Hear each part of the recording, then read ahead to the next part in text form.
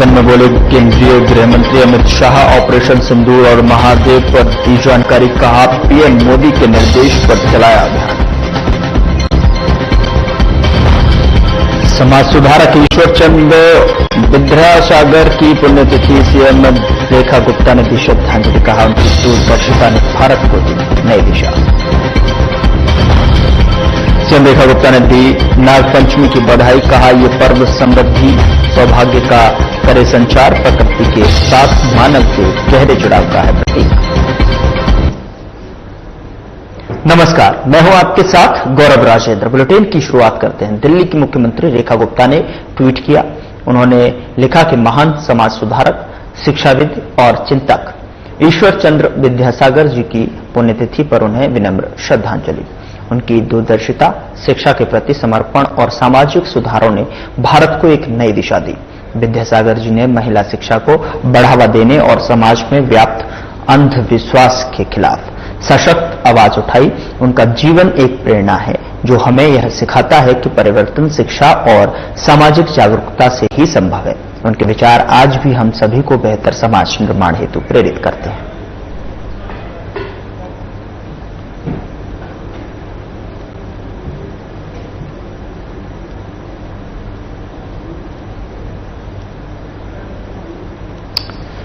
CM Rekha Gupta ने tweet किया। जहां एक तरफ पूरे देश में नागपंचमी का पर्व बहुत ही धूमधाम से मनाया जा रहा है, तो वहीं दूसरी तरफ नागपंचमी के पर्व पर दिल्ली की सीएम रेखा गुप्ता ने देशवासियों को हार्दिक बधाई एवं मंगल कामनाएं दी हैं। उन्होंने कहा कि देवाधिदेव महादेव की कृपा से यह पर्व सभी के जीवन में सुख, शांति, समृद्धि और सौभाग्य का संचार करे। और सीएम ने कहा कि नागपंचमी हमारी समृद्ध संस्कृति का महत्वपूर्ण हिस्सा है। यह पर्व प्रकृति के साथ मानव के गहरे जुड़ाव का प्रतीक है।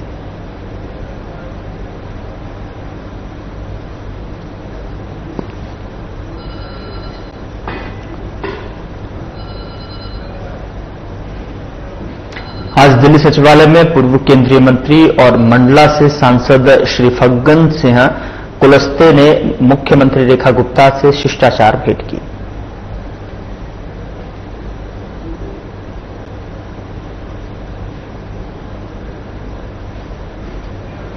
उधर थाना पंजाबी बाग इलाके के पश्चिमपुरी बाबा रामदेव मार्ग रोड पर हुई गोलीबारी की एक गंभीर घटना में एक व्यक्ति की मौत हो गई।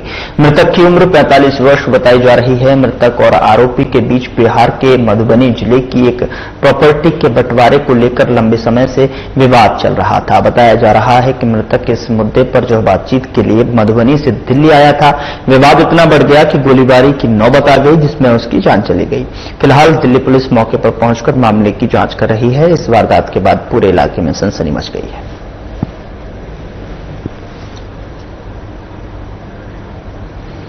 तो एक व्यक्ति की गोलीबारी में जो है जान चली गई है। सीसीटीवी कैमरे की जो है ये हमला पूरी तरीके से कैद हो गया। एक व्यक्ति की इसमें जान चली गई। The junior divas of India season 2 grand finale भव्य और आकर्षक अंदाज में संपन्न हुआ।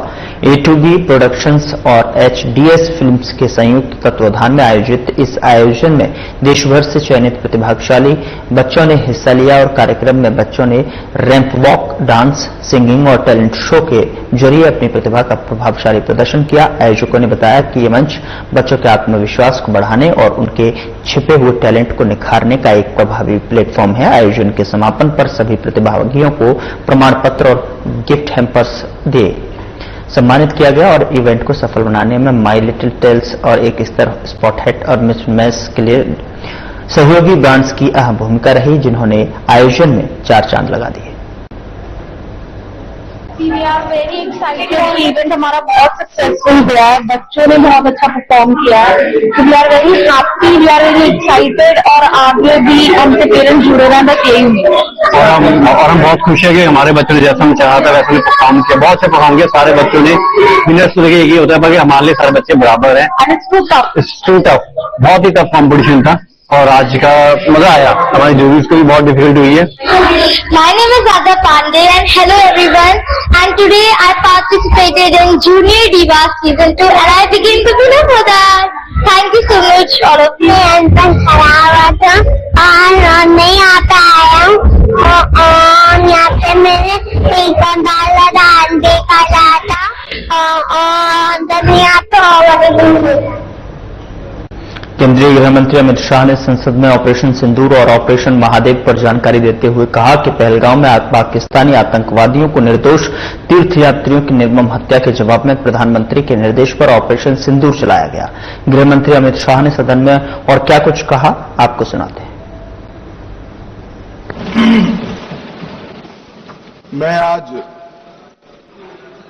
पहलगांव में निर्दोष यात्रियों की नृशंस हत्या पाकिस्तानी आतंकवादियों के द्वारा जो की गई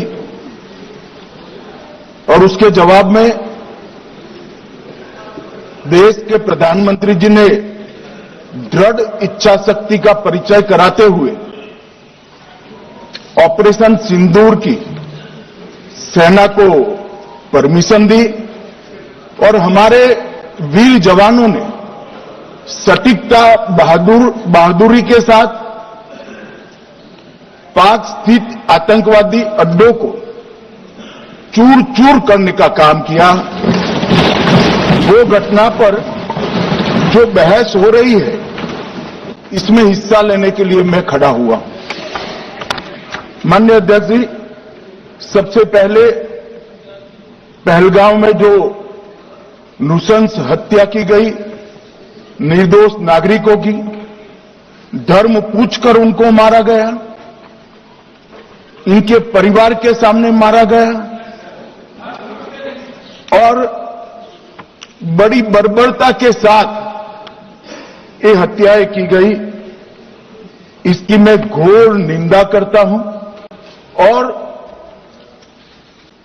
जो मारे गए हैं इनके परिजनों के साथ अत्यंत हृदय की गहराइयों से मैं संवेदना भी व्यक्त करना चाहता हूं।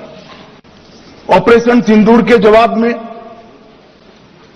पाकिस्तान के हमारे नागरिक ठिकानों पर गोलीबारी की, इसमें भी कुछ नागरिक हताहत हुए, गुरुद्वारा भी टूटा, मंदिर भी टूटा,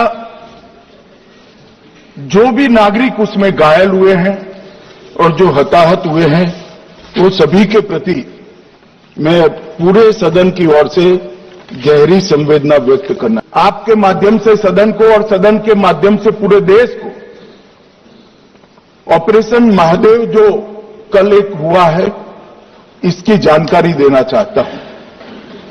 माननीय अध्यक्ष जी, कल ऑपरेशन महादेव में सुलेमान उर्फे फैजल जट, अफगान और जिब्रान, 3 आतंकवादी सेना, सीआरपीएफ और जम्मू कश्मीर पुलिस के संयुक्त अभियान में ऑपरेशन महादेव में मारे गए।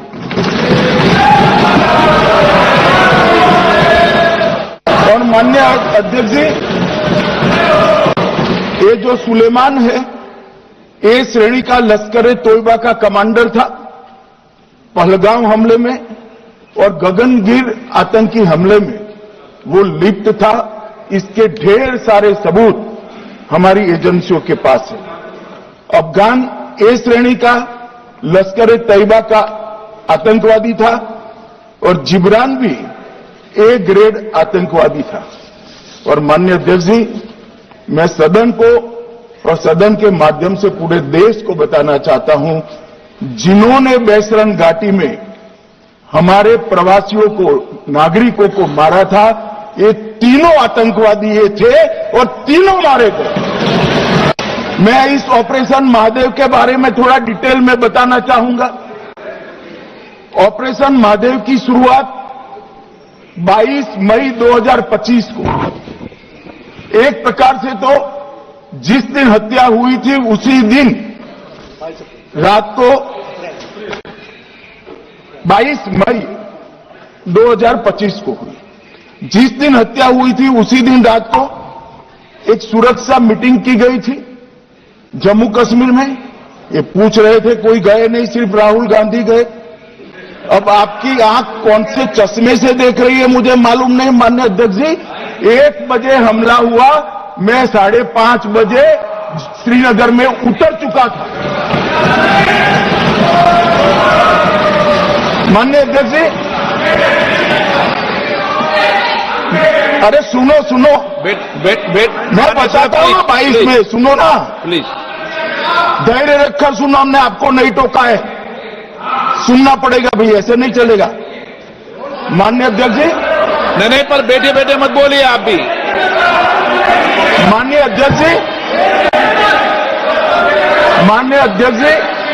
23 अप्रैल को टिप्पणी मत करिए। एक सुरक्षा मीटिंग की गई, सभी सुरक्षा बल, सेना, CRPF, BSF, Jammu Kashmir police, और सबसे पहले उसमें निर्णय किया गया कि जो नृशंस हत्यारे हैं वो देश छोड़कर पाकिस्तान भाग न पाए, इसकी हमने पुख्ता व्यवस्था की और भागने नहीं। 22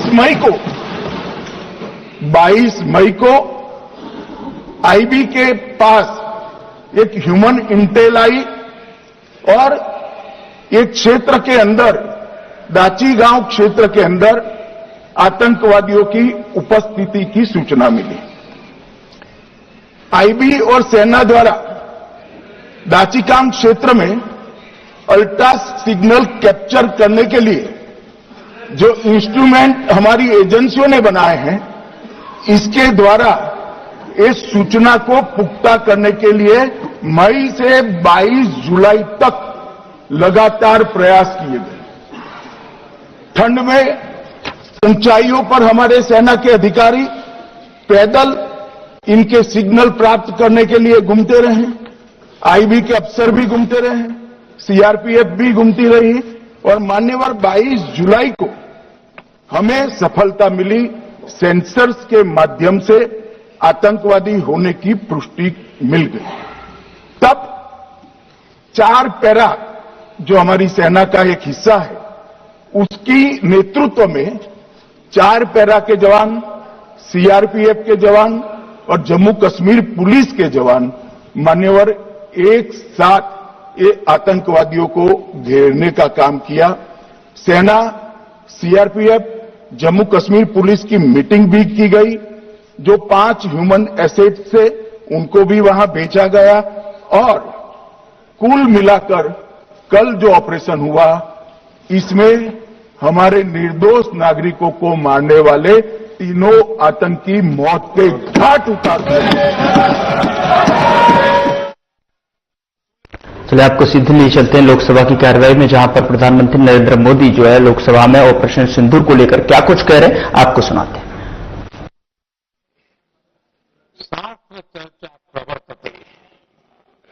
अर्थात जब राष्ट्र शस्त्र से सुरक्षित होते हैं, तभी वहां शास्त्र की, ज्ञान की चर्चाएं जन्म ले पाती है। जब सीमा पर सेनाएं मजबूत होती है, तभी लोकतंत्र प्रखर होता है। आदरणीय अध्यक्ष जी, ऑपरेशन सिंदूर बीते दशक में भारत की सेना के सशक्तिकरण का एक साक्षात प्रमाण है। ऐसे ही नहीं हुआ है। कांग्रेस के शासन के दौरान सेनाओं को आत्मनिर्भर बनाने के संबंध में सोचा तक नहीं जाता था। आज भी आत्मनिर्भर शब्द की मजाक उड़ाई है। वैसे वो महात्मा गांधी से आया हुआ है, लेकिन आज भी मजाक उड़ाई जाती है। हर रक्षा सौदे में कांग्रेस अपने मौके खोजती रहती थी।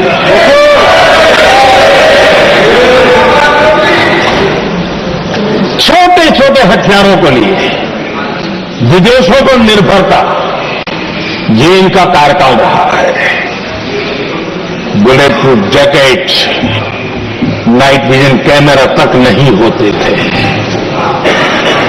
और लंबा लिस्ट है, जीप से शुरू होता है, बफो, हेलीकॉप्टर, हर चीज के साथ घोटाला जुड़ा हुआ है।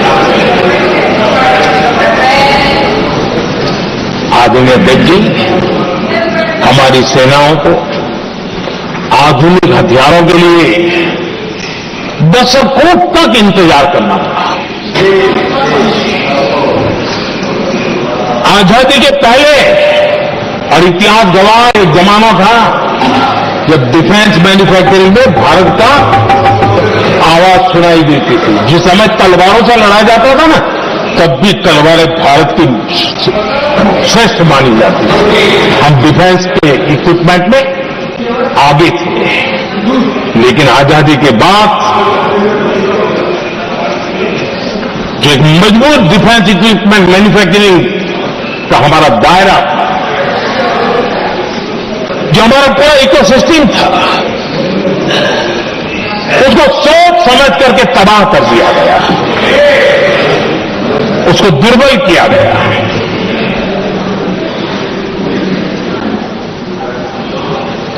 रिसर्च और मैन्युफैक्चरिंग के लिए रास्ते बंद कर दिए गए हैं। अगर इसी नीति पर हम चलते तो भारत इस 21वीं सदी में ऑपरेशन सिंदूर के संबंध में सोच भी नहीं सकता। यह हालत करके रखा हुआ था उन्होंने। भारत को सोचना पड़ता कि अगर कोई एक्शन लेना है तो शस्त्र कहां से मिलेंगे, साधन कहां से मिलेगा, बारूद कहां से मिलेगा, समय पर मिलेगा या नहीं मिलेगा, बीच बचाव में रुकता नहीं जाएगा, ये टेंशन टालना पड़ता है।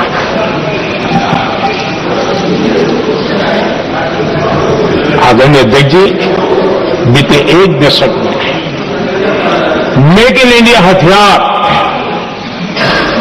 सेना को मिले, उन्होंने इस ऑपरेशन में बहुत निर्णायक भूमिका निभाई।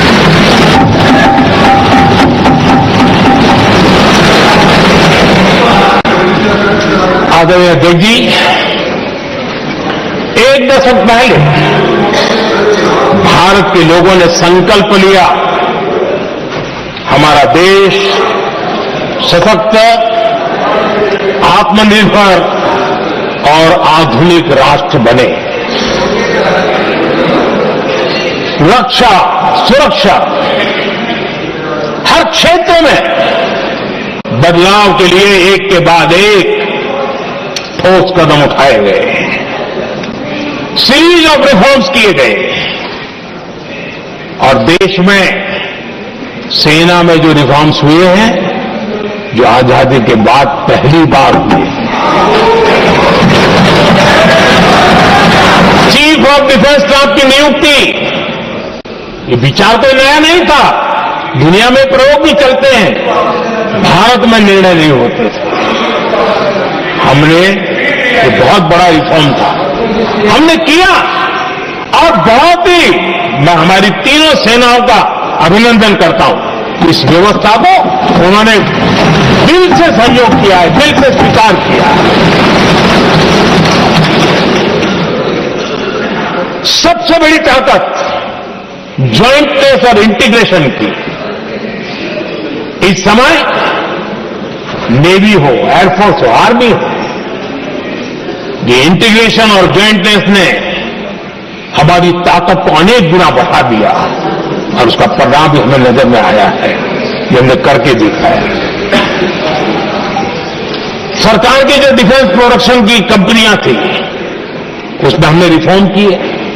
शुरुआत में वहां पर आग लगाना, आंदोलन करवाना, हड़तालें करवाने के खेल चल रहे थे, अभी भी बंद नहीं हुए हैं, लेकिन देश हित को सर्वोपरि मान करके डिफेंस इंडस्ट्री के हमारे जो लोग थे सरकारी व्यवस्था में, उन्होंने इसको मन से लिया, रिफॉर्म को स्वीकार किया, और वो भी आज बहुत प्रोडक्टिव बन गए।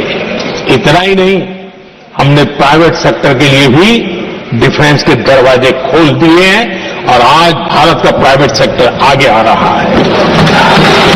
आज स्टार्टअप डिफेंस के क्षेत्र में हमारे 27-30 साल के नौजवान, टियर 2, टियर 3 सिटी के नौजवान, कई कुछ जगह तो बेटियां स्टार्टअप का नेतृत्व कर रही है। डिफेंस के सेक्टर में सैकड़ों की तादाद में आज स्टार्टअप काम कर रहे हैं। ड्रोन्स, एक प्रकार से मैं कह सकता हूं, ड्रोन्स की जितनी भी एक्टिविटी हमारे देश में हो रही है, शायद एवरेज 30-35 की उम्र होगी जो लोग कर रहे हैं, वो सारे लोग, और सैकड़ों की तादाद में कर रहे हैं। और उसका ताकत, क्योंकि इनका भी योगदान था इसमें, जिन्होंने इस प्रकार के प्रोडक्शन किए हैं, और वो हमें ऑपरेशन सिंदूर में बहुत काम आए।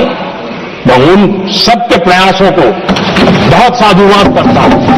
मैं उनको विश्वास दिलाता हूं, आगे बढ़िए, अब देश रुकने वाला नहीं है।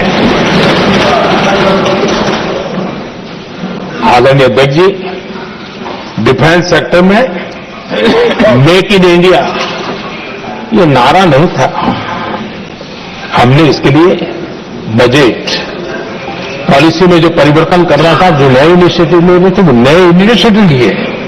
और सबसे बड़ी बात, क्लियर कट विजन के साथ हमने देश में make in India defence sector के अंदर तेज गति से हम आगे बढ़ रहे हैं। आदरणीय अध्यक्ष जी, एक दशक में डिफेंस का बजट लगभग पहले से 3 गुना हुआ है।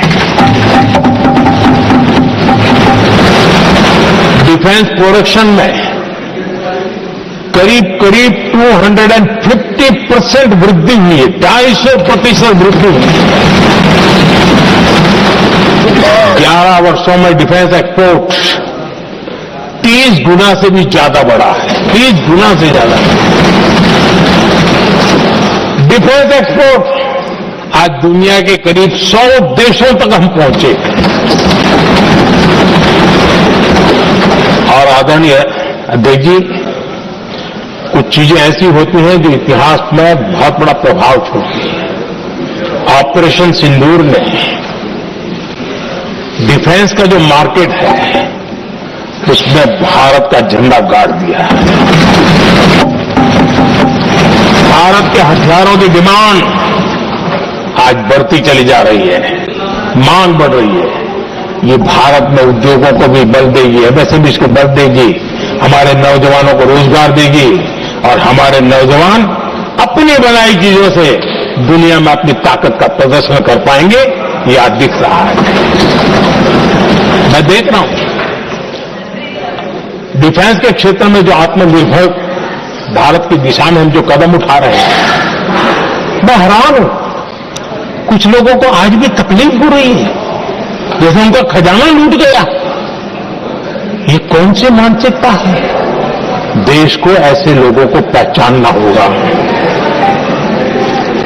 आदरणीय अध्यक्ष जी, मैं स्पष्ट करना चाहता हूं, डिफेंस में भारत का आत्मनिर्भर होना ये आज की शस्त्रों की स्पर्धा में के काल में विश्व शांति के लिए भी जरूरी है।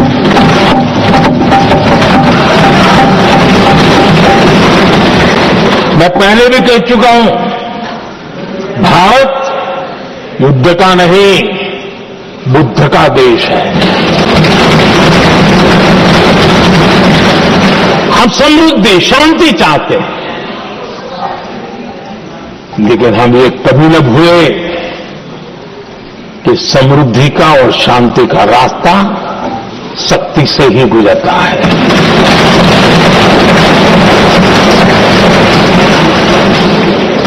आदरणीय अध्यक्ष जी, हमारा भारत छत्रपति शिवाजी महाराज, महाराजा रणजीत सिंह, राजेंद्र चोला, महाराणा प्रताप, लसित बोरफुकन और महाराजा सुहेलदेव का देश है।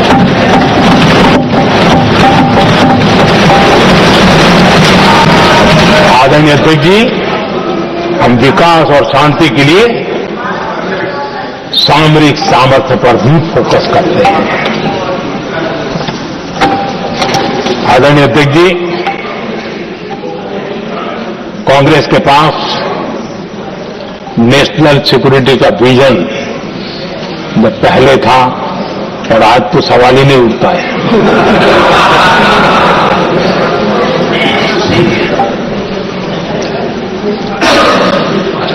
कांग्रेस ने हमेशा नेशनल सिक्योरिटी पर समझौता किया है। आज जो लोग पूछ रहे हैं पीओके को वापस क्यों नहीं लिया, वैसे ये सवाल मुझे ही पूछ सकते हैं और किसको पूछ सकते हैं।